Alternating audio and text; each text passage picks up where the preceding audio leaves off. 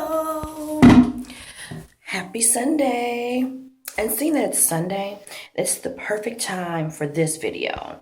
I don't really have a title for it, but it's pretty much how the faithful turned unfaithful is what we're going to call it. And it has to do with church. A lot of people ask me, why don't you go to church and blah, blah, blah. And my thing is this.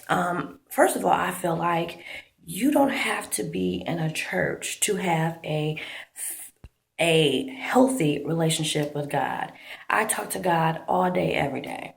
I know that He's very active in my life, so I don't feel like I need a church to tell me that. However, what I do miss and why I would used to go to church was to have fellowship with other people. That's the only thing. And praise and worship. I loved praise and worship. So to answer the question as to why don't I go to church, a couple years ago, I found a church that I absolutely loved. I fell in love with this church, and I was faithful in this church. Went every Sunday, paid my tithes, even went to Bible study on Wednesdays. Okay? Love this church. I knew that this church for me was going to be it. This was going to be the church that I got married in whenever it was that I found the person that I was going to marry. And growing up, I was always told and shown that when you're faithful in church and you come to a point where you need help, one of the first places that you should be able to go to is your church.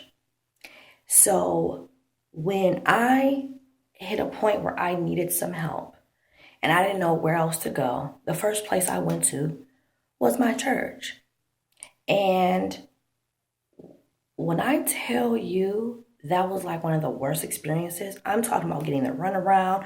I'm talking to people. They're like, okay, we're going to call you right back. I'm going to get you connected with so and so. And it never happened. Never happened. And I'm like, wow, at the very least, you could say, okay, well, unfortunately, we can't do anything. But to give me the runaround, to not call me back, none of that, like, but you're supposed to be my family, though. You're taking my money every week, twice a week, because I'm coming on Sunday and I'm coming on Wednesday. And when I come asking you for help, you can't help me. And then on top of that, they're like, oh, we can always tell when our people are not there. And we reach out. No one has ever reached out to me to find out where I am and where I've been. So right there, that lets me know that that wasn't the church for me. And that also put a very nasty taste in my mouth to the point where I was like, I'm good on church. I'm good. I will have my time with God in my home. But now it's kind of like I do miss it. But my thing is, I don't know if I'm ready to branch back out there and try to find another church home.